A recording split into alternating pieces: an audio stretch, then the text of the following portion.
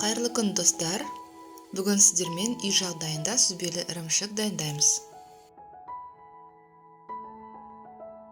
Ол үшін бізге бір-ақ нәрсе керек, ол айран.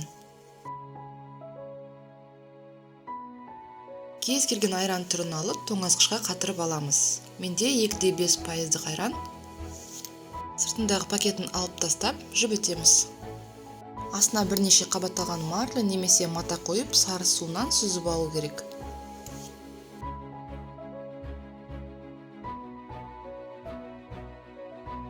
Осылай ерігенше бетін жауып қойып, шамамен 5-6 сағатқа қалдырамыз.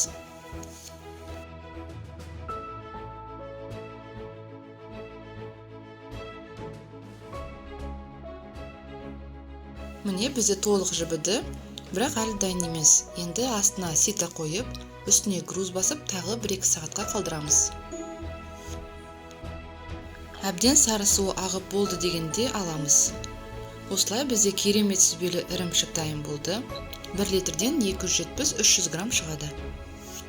Кез келген торттың креміне немесе рулеттің арасына қолдансаңыздар болады, және магазиннің сүзбелі ірімшігінен 2-3 есе арзан. Жасалуы өздеріңіз көргендей оп-оңай. Тек торт жасарда бір күн бұрын дайындап алыңыздар, себебі қатырып жібіту біраз уақытты қажет етеді.